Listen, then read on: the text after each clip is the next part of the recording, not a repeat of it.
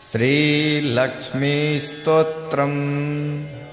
श्रीधनदा उवाच। देवी देवमुपागम्य नीलकण्ठ मम प्रियं, कृपया पार्वती प्राह शङ्करं करुणाकरम्। श्रीदेव्य उवाच। ब्रूहि वल्लभसाधूनां दरिद्राणां कुटुम्बिनां, दरिद्रदलनोपाय मञ्जसैव धनप्रदम्। श्रीशिव उवाच। पूजनं पार्वती वाक्यं मदमाह महेश्वरः, उचितं जगदम्बासि तव भूतानुकम्पया। ससीतं सानुजं रामं साञ्जनेयं महानुगं, प्राणं परमानन्दं वच्छेऽहं स्तोत्रमुत्तमम्। धनदं श्रद्दधानानां सद्यः सुलभकारकं, योग्यक्षेमकरं सत्यं सत्यमेव वचो मम। पठन्तः पाठयन्तोऽपि ब्रह्मणैरास्तिकोत्तमः, धनलाभो भवेदासु नाशमेति दरिद्रता। भूभवां सभवां भूत्यै भक्तिकल्पलतां शुभां, प्रार्थयेत्या यथा कामं कामधेनुस्वरूपिणीं। धनदे धर्मदे देवी दानशीले दयाकरे, त्वं प्रसीद महेशानि यदर्थं प्रार्थयाम्यहम्। धरामरप्रिये पुण्ये धन्ये धनदपूजिते, सुधनं धार्मिके देहि यजमानाय सत्वरम्। रम्ये रुद्रप्रिये रूपे रामरूपे रतिप्रिये, शिखि सखमनोमूर्ते प्रसीद प्रणते मयि। आरक्तचरणाम्भोजे सिद्धि सर्वार्थदायिके, दिव्याम्बरधरे दिव्ये दिव्यमाल्यानुशोभिते। समस्तगुणसम्पन्ने सर्वलक्षणलक्षिते, सरश्चन्द्रमुखे नीले नीलनीरजलोचने। चञ्चरीकचमूचारु श्रीहारकुटिलालके, मत्ते भगवती मातः कलकण्ठरवामृते। हासावलोकनैर्दिव्ये भक्तचिन्तापहारिके, रूपलावण्यतारुण्य कारुण्यगुणभाजने। कोडत्कङ्गणमञ्जीरे लसल्लीलाकराम्बुजे, रुद्रप्रकाशिते तत्त्वे धर्माधारे धरालये। प्रयच्छ यजमानाय धनं धर्मैकसाधनं, मातस्त्वं मे विलम्बेन दिशस्व जगदम्बिके। कृपया कारुणागारे प्रार्थितं कुरु मे शुभे, वसुधे वसुधारूपे वसुवासववन्दिते। धनदे यजमानाय वरदे वरदा भव, ब्रह्मण्ये ब्राह्मणे पूज्ये पार्वती शिवशङ्करे। स्तोत्रं दरिद्राव्याधि शमनं सुधनं प्रदं, श्रीकरे शङ्करे श्रीदे प्रसीद मयि किङ्करे। पार्वती सप्रसादेन सुरे संकिङ्करेतिरं, श्रद्धा ये पठिष्यन्ति पाठयिष्यन्ति भक्तितः। सहस्रमयुतं लक्षं धनलाभो भवेद्ध्रुवम्। धनदाय नमस्तुभ्यं निधिपद्माधिपाय च, भवन्तु तत्त्वप्रसादान्मे धनधान्यादिसम्पदः। देवी देवमुपागम्य नीलकण्ठ मम प्रियं, कृपया पार्वती प्राह शङ्करं करुणाकरम्। श्रीदेव्य उवाच। ब्रूहि वल्लभसाधूनां दरिद्राणां कुटुम्बिनां, दरिद्रदलनोपाय मञ्जसैव धनप्रदम्। श्रीशिव उवाच पूजनं पार्वतीवाक्यं मदमाह महेश्वरः उचितं जगदम्बासि तव भूतानुकम्पया ससीतं सानुजं रामं साञ्जनेयं महानुगं प्राणं परमानन्दं वच्छेऽहं स्तोत्रमुत्तमं धनदं श्रद्दधानानां सद्यः सुलभकारकं योग्यक्षेमकरं सत्यं सत्यमेव वचो मम पठन्तः पाठयन्तोऽपि ब्रह्मणैरास्तिकोत्तमः धनलाभो भवेदासु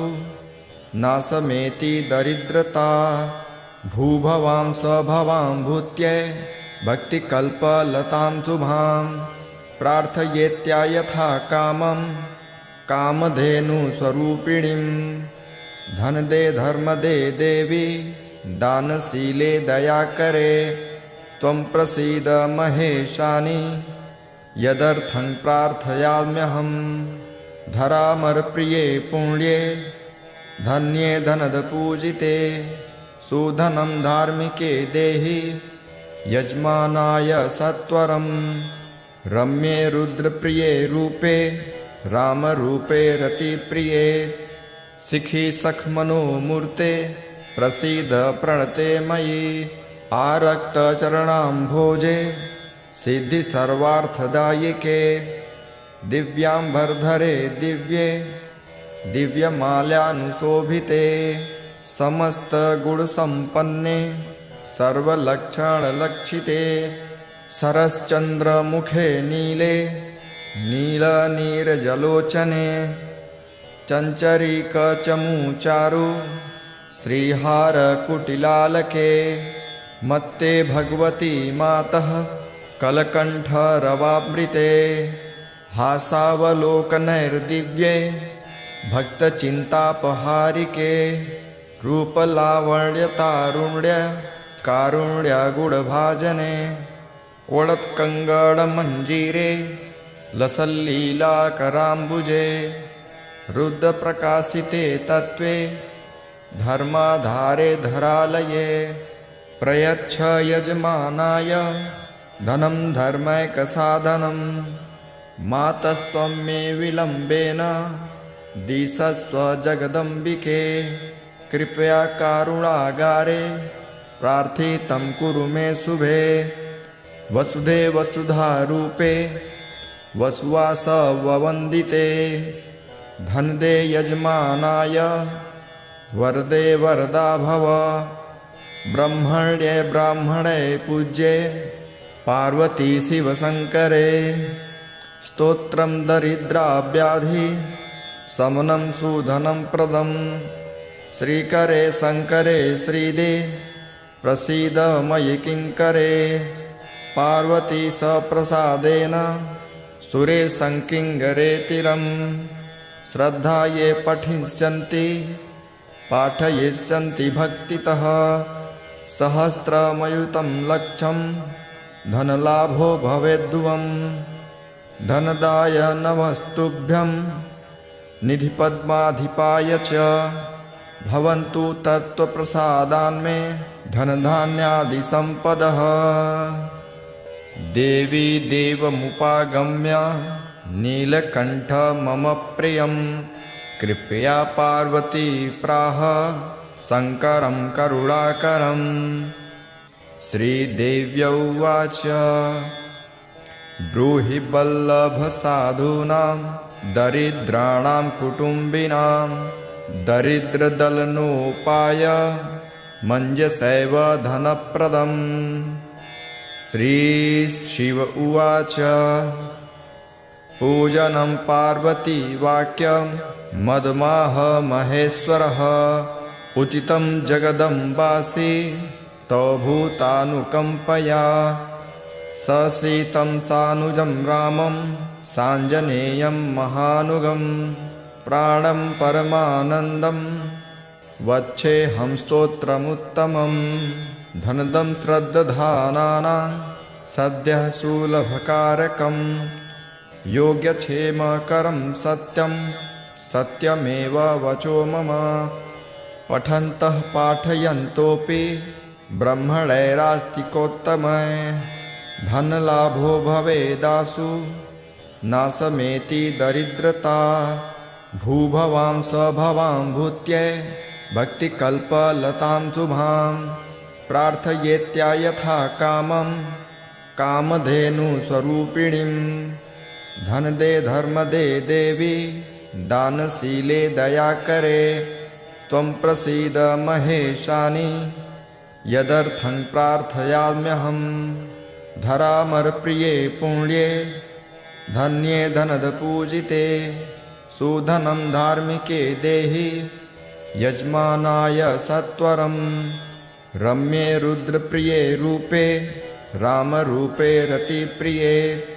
शिखि सखमनोमूर्ते प्रसीद प्रणते मयि आरक्तचरणाम्भोजे सिद्धि सर्वार्थदायिके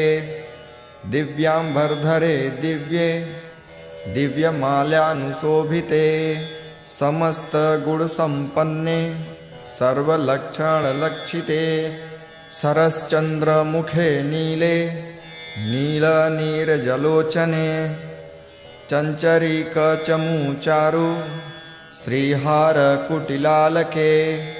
मत्ते भगवती मातः कलकण्ठरवामृते हासावलोकनैर्दिव्ये भक्तचिन्तापहारिके रूपलावण्यतारुण्य कारुण्यगुणभाजने कोळत्कङ्गणमञ्जीरे लसल्लीलाकराम्बुजे रुद्रप्रकाशिते तत्त्वे धर्माधारे धरालये प्रयच्छ यजमानाय धनं धर्मैकसाधनं मातस्त्वं मे विलम्बेन दिशस्व जगदम्बिके कृपया कारुणागारे प्रार्थितं कुरु मे शुभे वसुधे वसुधारूपे वसुवासववन्दिते धनदे यजमानाय वरदे वरदा भव ब्रह्मण्ये ब्राह्मणे पूज्ये पार्वती शिवशङ्करे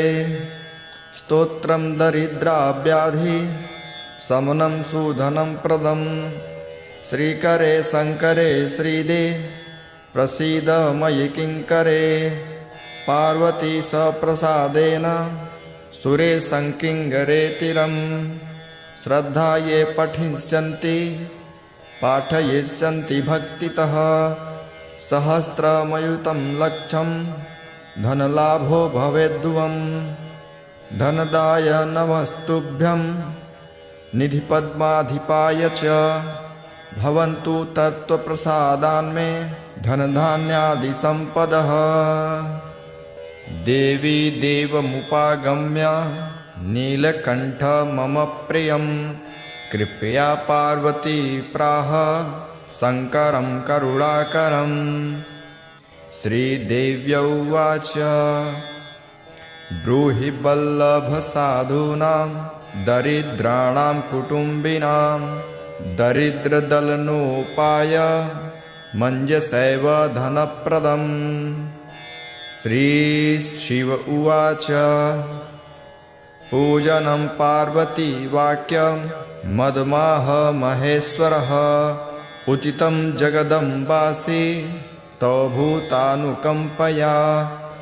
ससीतं सानुजं रामं साञ्जनेयं महानुगं प्राणं परमानन्दं वच्छेऽहं स्तोत्रमुत्तमं धनदं श्रद्दधानानां सद्यः सुलभकारकं योग्यक्षेमकरं सत्यं सत्यमेव वचो मम पठन्तः पाठयन्तोऽपि ब्रह्मणैरास्तिकोत्तमः धनलाभो भवेदासु नाशमेति दरिद्रता भूभवां सभवां भूत्यै भक्तिकल्पलतां शुभां प्रार्थयेत्या यथा कामं कामधेनुस्वरूपिणीं धनदे धर्मदे देवी दानशीले दयाकरे त्वं प्रसीद महेशानि यदर्थं प्रार्थयाम्यहम् धरामरप्रिये पुण्ये धन्ये धनदपूजिते सुधनं धार्मिके देहि यजमानाय सत्वरं रम्ये रुद्रप्रिये रूपे रामरूपे रतिप्रिये सिखि सखमनोमूर्ते प्रसीद प्रणते मयि आरक्तचरणाम्भोजे सिद्धि सर्वार्थदायिके दिव्याम्बरधरे दिव्ये दिव्यमाल्यानुशोभिते समस्तगुणसम्पन्ने सर्वलक्षणलक्षिते सरश्चन्द्रमुखे नीले नीलनीरजलोचने चञ्चरीकचमूचारु श्रीहारकुटिलालके मत्ते भगवती मातः कलकण्ठरवामृते हासावलोकनैर्दिव्ये भक्तचिन्तापहारिके रूपलावण्यतारुण्य कारुण्यगुणभाजने कोडत्कङ्गणमञ्जीरे लसल्लीलाकराम्बुजे रुद्रप्रकाशिते तत्त्वे धर्माधारे धरालये प्रयच्छ यजमानाय धनं धर्मैकसाधनं मातस्त्वं मे विलम्बेन दिशस्व जगदम्बिके कृपया कारुणागारे प्रार्थितं कुरु मे शुभे वसुधे वसुधारूपे वसुवासववन्दिते धनदे यजमानाय वरदे वरदा भव ब्रह्मण्ये ब्राह्मणे पूज्ये पार्वती शिवशङ्करे स्तोत्रं दरिद्राव्याधि शमनं सुधनं प्रदं श्रीकरे शङ्करे श्रीदे प्रसीद मयि किङ्करे पार्वती सप्रसादेन सुरे संकिङ्गरेतिरं श्रद्धा ये पठिष्यन्ति पाठयिष्यन्ति भक्तितः सहस्रमयुतं लक्षं धनलाभो भवेद्ध्रुवम् धनदाय नमस्तुभ्यं निधिपद्माधिपाय च भवन्तु तत्त्वप्रसादान्मे धनधान्यादिसम्पदः देवी देवमुपागम्य नीलकण्ठ मम प्रियं कृपया पार्वती प्राह शङ्करं करुणाकरं श्रीदेव्य उवाच ब्रूहि वल्लभसाधूनां दरिद्राणां कुटुम्बिनां दरिद्रदलनोपाय मञ्जसैव धनप्रदम् श्रीशिव उवाच पूजनं पार्वती वाक्यं मदमाह महेश्वरः उचितं जगदम्बासि तव भूतानुकम्पया ससीतं सानुजं रामं साञ्जनेयं महानुगं प्राणं परमानन्दं वच्छेऽहं स्तोत्रमुत्तमं धनदं श्रद्दधानानां सद्यः सुलभकारकं योग्यक्षेमकरं सत्यं सत्यमेव वचो मम पठन्तः पाठयन्तोऽपि ब्रह्मणैरास्तिकोत्तमः धनलाभो भवेदासु नाशमेति दरिद्रता भूभवां स्वभवां भूत्यै भक्तिकल्पलतां शुभां प्रार्थयेत्यायथा कामं कामधेनुस्वरूपिणीं धनदे धर्मदे देवी दानशीले दयाकरे त्वं प्रसीद महेशानि यदर्थं प्रार्थयाम्यहम् धरामरप्रिये पुण्ये धन्ये धनदपूजिते सुधनं धार्मिके देहि यजमानाय सत्वरं रम्ये रुद्रप्रिये रूपे रामरूपे रतिप्रिये सिखि सखमनोमूर्ते प्रसीद प्रणते मयि आरक्तचरणाम्भोजे सिद्धि सर्वार्थदायिके दिव्यांबरधरे दिव्ये दिव्यमाल्यानुशोभिते समस्त गुण संपन्ने सर्वलक्षणलक्षिते सरश्चन्द्रमुखे नीले नीलनीरजलोचने चञ्चरीकचमूचारु श्रीहारकुटिलालके मत्ते भगवती मातः कलकण्ठरवामृते हासावलोकनैर्दिव्ये भक्तचिन्तापहारिके रूपलावण्यतारुण्य कारुण्यगुणभाजने कोडत्कङ्गडमञ्जीरे लसल्लीलाकराम्बुजे रुद्रप्रकाशिते तत्त्वे धर्माधारे धरालये प्रयच्छ यजमानाय धनं धर्मैकसाधनं मातस्त्वं मे विलम्बेन दिशस्व जगदम्बिके कृपया कारुणागारे प्रार्थितं कुरु मे शुभे वसुधे वसुधारूपे वसुवासववन्दिते धनदे यजमानाय वरदे वरदा भव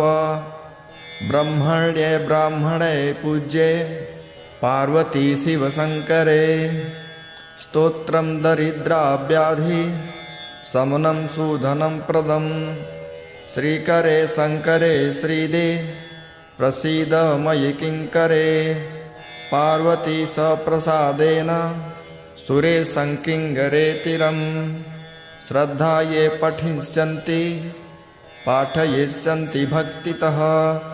सहस्रमयुतं लक्षं धनलाभो भवेद्ध्रुवं धनदाय नमस्तुभ्यं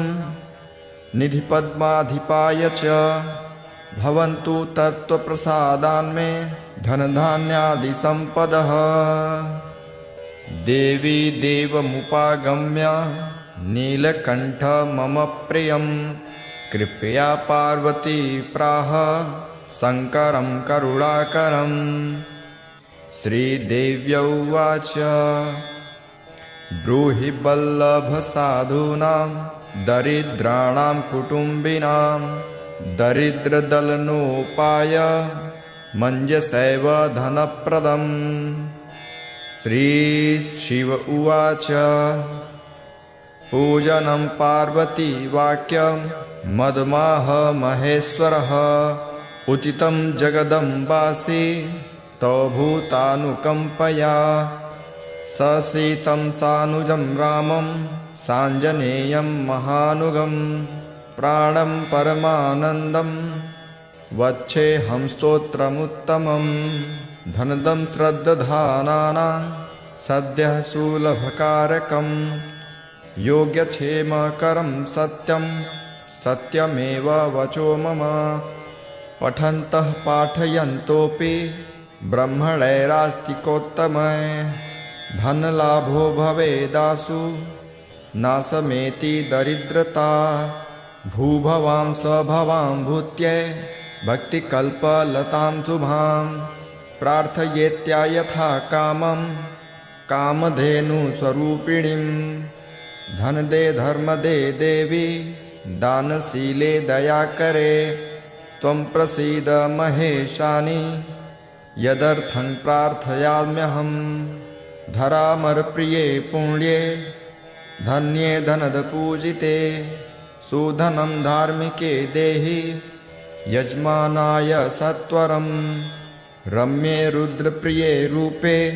रामरूपे रतिप्रिये शिखि सखमनोमूर्ते प्रसीद प्रणते मयि आरक्तचरणाम्भोजे सिद्धि सर्वार्थदायिके दिव्यांबरधरे दिव्ये दिव्यमाल्यानुशोभिते समस्त गुणसम्पन्ने सर्वलक्षणलक्षिते सरश्चन्द्रमुखे नीले नीलनीरजलोचने चञ्चरीकचमूचारु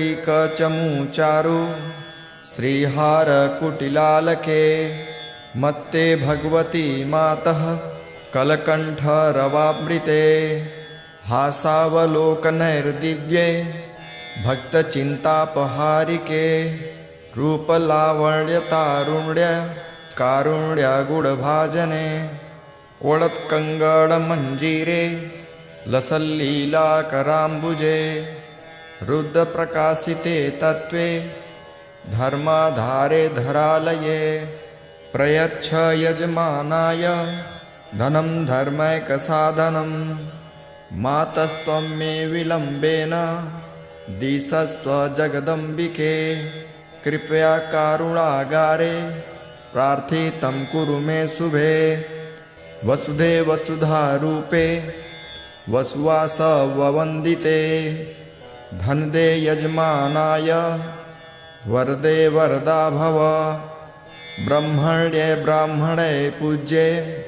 पार्वती शिवशङ्करे स्तोत्रं दरिद्राव्याधि समनं सुधनं प्रदं श्रीकरे शङ्करे श्रीदे प्रसीद मयि किङ्करे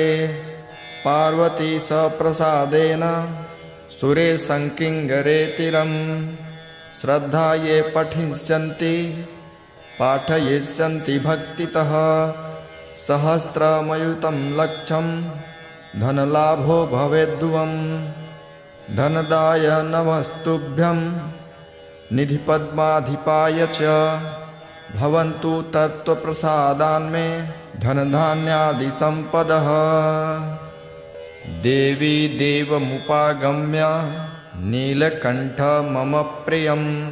कृपया पार्वती प्राह शङ्करं करुणाकरं श्रीदेव्या उवाच ब्रूहि वल्लभसाधूनां दरिद्राणां कुटुम्बिनां दरिद्रदलनोपाय मञ्जसैव धनप्रदम् श्रीशिव उवाच पूजनं पार्वती वाक्यं मदमाह महेश्वरः उचितं जगदम्बासि तव भूतानुकम्पया ससीतं सानुजं रामं साञ्जनेयं महानुगं प्राणं परमानन्दं वच्छेऽहं स्तोत्रमुत्तमं धनदं श्रद्दधानानां सद्यः सुलभकारकं योग्यक्षेमकरं सत्यं सत्यमेव वचो मम पठन्तः पाठयन्तोऽपि ब्रह्मणैरास्तिकोत्तमः धनलाभो भवेदासु नाशमेति दरिद्रता भूभवां स्वभवां भूत्यै भक्तिकल्पलतां शुभां प्रार्थयेत्या यथा कामं कामधेनुस्वरूपिणीं धनदे धर्मदे देवी दानशीले दयाकरे त्वं प्रसीद महेशानि यदर्थं प्रार्थयाम्यहं धरामरप्रिये पुण्ये धन्ये धनदपूजिते सुधनं धार्मिके देहि यजमानाय सत्वरं रम्ये रुद्रप्रिये रूपे रामरूपे रतिप्रिये शिखि सखमनोमूर्ते प्रसीद प्रणते मयि आरक्तचरणाम्भोजे सिद्धि सर्वार्थदायिके दिव्याम्बरधरे दिव्ये दिव्यमाल्यानुशोभिते समस्तगुणसम्पन्ने सर्वलक्षणलक्षिते सरश्चन्द्रमुखे नीले नीलनीरजलोचने चञ्चरीकचमूचारु श्रीहारकुटिलालके मत्ते भगवती मातः कलकण्ठरवामृते हासावलोकनैर्दिव्ये भक्तचिन्तापहारिके रूपलावण्यतारुण्य कारुण्यागुणभाजने कोळत्कङ्गणमञ्जीरे लसल्लीलाकराम्बुजे रुद्रप्रकाशिते तत्त्वे धर्माधारे धरालये प्रयच्छ यजमानाय धनं धर्मैकसाधनं मातस्त्वं मे विलम्बेन दिशस्व जगदम्बिके कृपया कारुणागारे प्रार्थितं कुरु मे शुभे वसुधे वसुधारूपे वसुवासववन्दिते धनदे यजमानाय वरदे वरदा भव ब्रह्मण्ये ब्राह्मणे पूज्ये पार्वती शिवशङ्करे स्तोत्रं दरिद्राव्याधि शमनं सुधनं प्रदं श्रीकरे शङ्करे श्रीदे प्रसीद मयि किङ्करे पार्वती सप्रसादेन सुरे संकिङ्गरेतिरं श्रद्धा ये पठिष्यन्ति पाठयिष्यन्ति भक्तितः सहस्रमयुतं लक्षं धनलाभो भवेद्ध्रुवं धनदाय नमस्तुभ्यं निधिपद्माधिपाय च भवन्तु तत्त्वप्रसादान्मे धनधान्यादिसम्पदः देवी देवमुपागम्य नीलकण्ठ मम प्रियं कृपया पार्वती प्राह शङ्करं करुणाकरं श्रीदेव्या उवाच ब्रूहि वल्लभसाधूनां दरिद्राणां कुटुम्बिनां दरिद्रदलनोपाय मञ्जसैव धनप्रदम् श्रीशिव उवाच पूजनं पार्वती वाक्यं मदमाह महेश्वरः उचितं जगदम्बासि तव भूतानुकम्पया ससीतं सानुजं रामं साञ्जनेयं महानुगं प्राणं परमानन्दं वच्छेऽहं स्तोत्रमुत्तमं धनदं श्रद्दधानानां सद्यः सुलभकारकं योग्यक्षेमकरं सत्यं सत्यमेव वचो मम पठन्तः पाठयन्तोऽपि ब्रह्मणैरास्तिकोत्तमः धनलाभो भवेदासु नाशमेति दरिद्रता भूभवां सभवां भूत्यै भक्तिकल्पलतां शुभां प्रार्थयेत्या यथा कामं कामधेनुस्वरूपिणीं धनदे धर्मदे देवी दानशीले दयाकरे त्वं प्रसीद महेशानि यदर्थं प्रार्थयाम्यहं धरामरप्रिये पुण्ये धन्ये धनदपूजिते सुधनं धार्मिके देहि यजमानाय सत्वरं रम्ये रुद्रप्रिये रूपे रामरूपे रतिप्रिये शिखि सखमनोमूर्ते प्रसीद प्रणते मयि आरक्तचरणाम्भोजे सिद्धि सर्वार्थदायिके दिव्याम्बरधरे दिव्ये दिव्यमाल्यानुशोभिते समस्तगुणसम्पन्ने सर्वलक्षणलक्षिते सरश्चन्द्रमुखे नीले नीलनीरजलोचने चञ्चरीकचमूचारु श्रीहारकुटिलालके मत्ते भगवती मातः कलकण्ठरवामृते हासावलोकनैर्दिव्ये भक्तचिन्तापहारिके रूपलावण्यतारुण्य कारुण्यगुणभाजने कोळत्कङ्गणमञ्जीरे लसल्लीलाकराम्बुजे रुद्रप्रकाशिते तत्त्वे धर्माधारे धरालये प्रयच्छ यजमानाय धनं धर्मैकसाधनं मातस्त्वं मे विलम्बेन दिशस्व जगदम्बिके कृपया कारुणागारे प्रार्थितं कुरु मे शुभे वसुधे वसुधारूपे वसुवासववन्दिते धनदे यजमानाय वरदे वरदा भव ब्रह्मण्ये ब्राह्मणे पूज्ये पार्वती शिवशङ्करे स्तोत्रं दरिद्राव्याधि शमनं सुधनं प्रदं श्रीकरे शङ्करे श्रीदे प्रसीद मयि किङ्करे पार्वती सप्रसादेन सुरेशं किङ्करेतिरं श्रद्धा ये पठिष्यन्ति पाठयिष्यन्ति भक्तितः सहस्रमयुतं लक्षं धनलाभो भवेद्ध्रुवम् धनदाय नमस्तुभ्यं निधिपद्माधिपाय च भवन्तु तत्त्वप्रसादान्मे धनधान्यादिसम्पदः। देवी देवमुपागम्य नीलकण्ठ मम प्रियं कृपया पार्वती प्राह शङ्करं करुणाकरम्। श्रीदेव्या उवाच ब्रूहि वल्लभसाधूनां दरिद्राणां कुटुम्बिनां दरिद्रदलनोपाय मञ्जसैव धनप्रदम्। श्रीशिव उवाच पूजनं पार्वती वाक्यं मदमाह महेश्वरः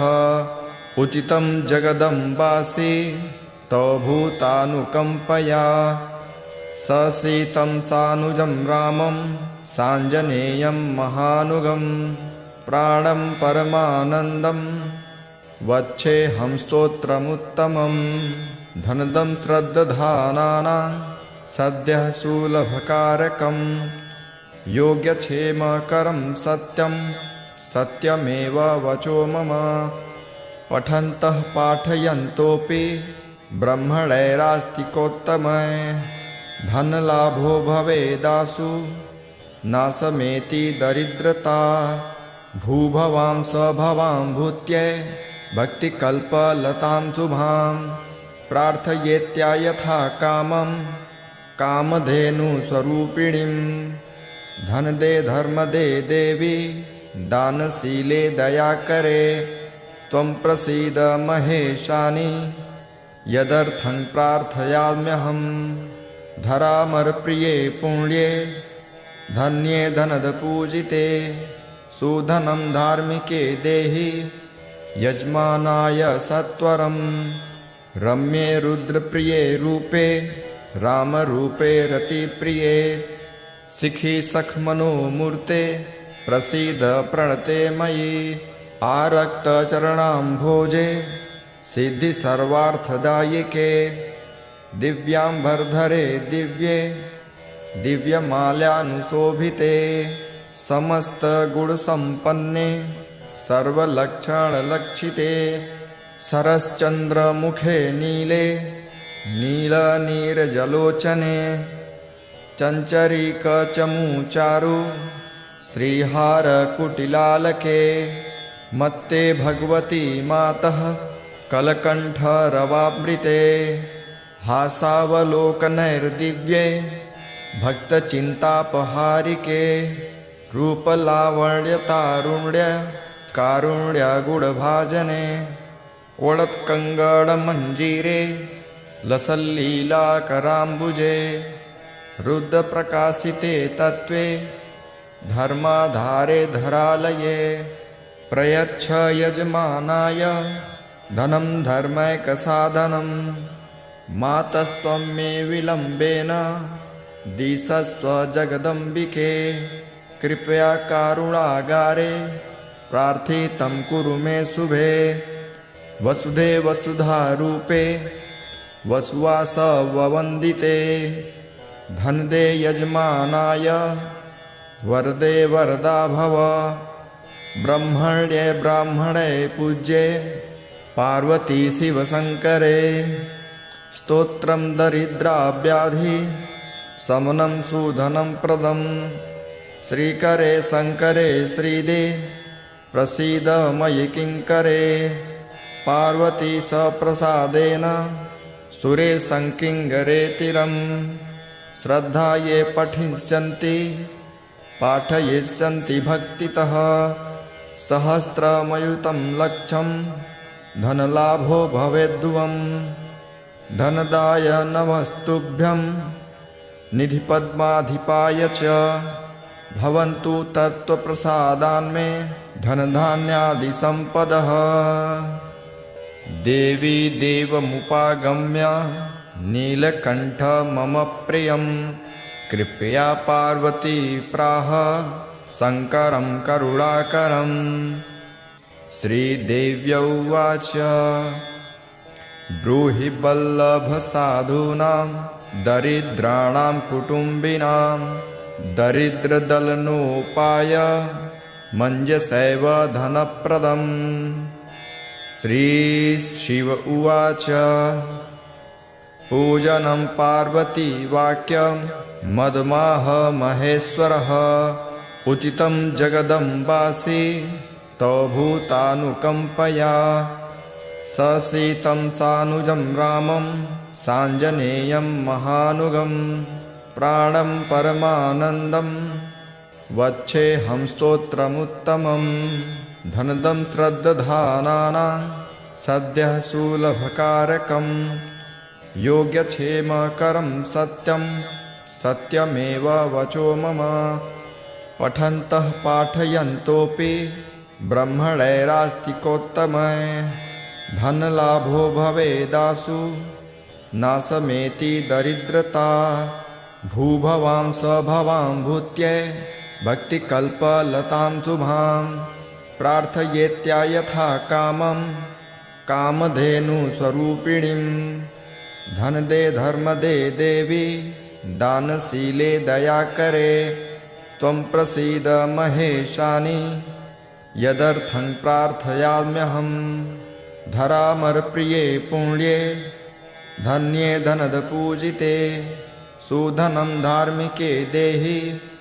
यजमानाय सत्वरम्। रम्ये रुद्रप्रिये रूपे रामरूपे रतिप्रिये शिखि सखमनोमूर्ते प्रसीद प्रणते मयि।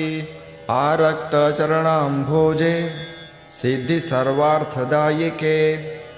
दिव्याम्बरधरे दिव्ये दिव्यमाल्यानुशोभिते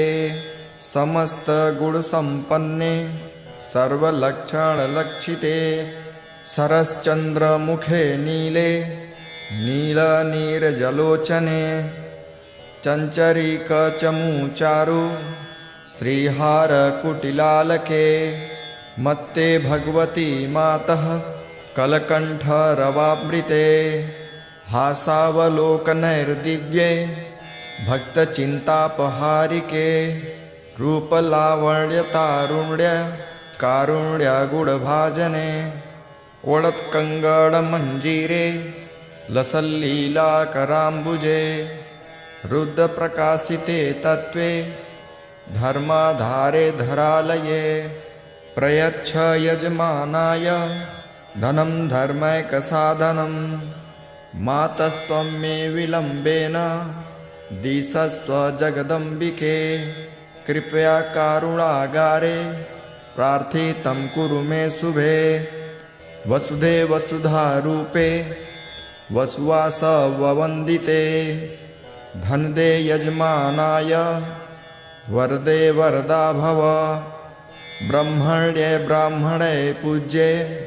पार्वती शिवशङ्करे स्तोत्रं दरिद्राव्याधि शमनं सुधनं प्रदं श्रीकरे शङ्करे श्रीदे प्रसीद मयि किङ्करे पार्वती सप्रसादेन सुरे संकिङ्गरेतिरं श्रद्धा ये पठिष्यन्ति पाठयिष्यन्ति भक्तितः सहस्रमयुतं लक्षं धनलाभो भवेद्ध्रुवं धनदाय नमस्तुभ्यं निधिपद्माधिपाय च भवन्तु तत्त्वप्रसादान्मे धनधान्यादिसम्पदः।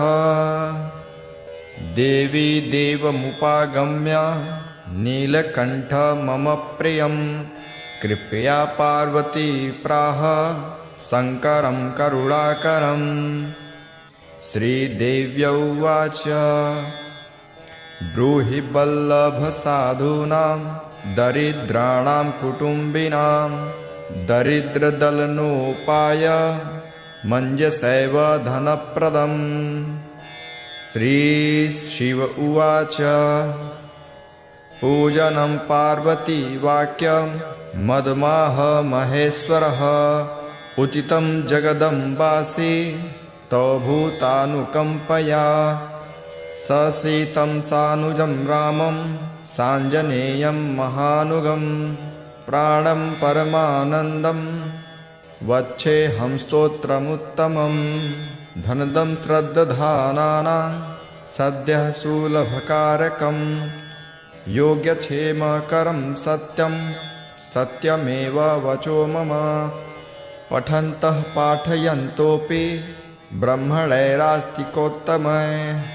धनलाभो भवेदासु नाशमेति दरिद्रता भूभवां सभवां भूत्यै भक्तिकल्पलतां शुभां प्रार्थयेत्या यथा कामं कामधेनुस्वरूपिणीं धनदे धर्मदे देवी दानशीले दयाकरे त्वं प्रसीद महेशानि यदर्थं प्रार्थयाम्यहं धरामरप्रिये पुण्ये धन्ये धनदपूजिते सुधनं धार्मिके देहि यजमानाय सत्वरं रम्ये रुद्रप्रिये रूपे रामरूपे रतिप्रिये शिखि सखमनोमूर्ते प्रसीद प्रणते मयि आरक्तचरणाम्भोजे सिद्धि सर्वार्थदायिके दिव्याम्बरधरे दिव्ये दिव्यमाल्यानुशोभिते समस्तगुणसम्पन्ने सर्वलक्षणलक्षिते सरश्चन्द्रमुखे नीले नीलनीरजलोचने चञ्चरीकचमूचारु श्रीहारकुटिलालके मत्ते भगवती मातः कलकण्ठरवामृते हासावलोकनैर्दिव्ये भक्तचिन्तापहारिके रूपलावण्यतारुण्य कारुण्यगुणभाजने कोडत्कङ्गणमञ्जीरे लसल्लीलाकराम्बुजे रुद्रप्रकाशिते तत्त्वे धर्माधारे धरालये प्रयच्छ यजमानाय धनं धर्मैकसाधनं मातस्त्वं मे विलम्बेन दिशस्व जगदम्बिके कृपया कारुणागारे प्रार्थितं कुरु मे शुभे वसुधे वसुधारूपे वसुवासववन्दिते धनदे यजमानाय वरदे वरदा भव ब्रह्मण्ये ब्राह्मणे पूज्ये पार्वती शिवशङ्करे स्तोत्रं दरिद्राव्याधि शमनं सुधनं प्रदं श्रीकरे शङ्करे श्रीदे प्रसीद मयि किङ्करे पार्वती सप्रसादेन सुरे संकिङ्गरेतिरं श्रद्धा ये पठिष्यन्ति पाठयिष्यन्ति भक्तितः सहस्रमयुतं लक्षं धनलाभो भवेद्ध्रुवं धनदाय नमस्तुभ्यं निधिपद्माधिपाय च भवन्तु तत्त्वप्रसादान्मे धनधान्यादिसम्पदः इति श्री धनलक्ष्मी स्तोत्रं सम्पूर्णम्।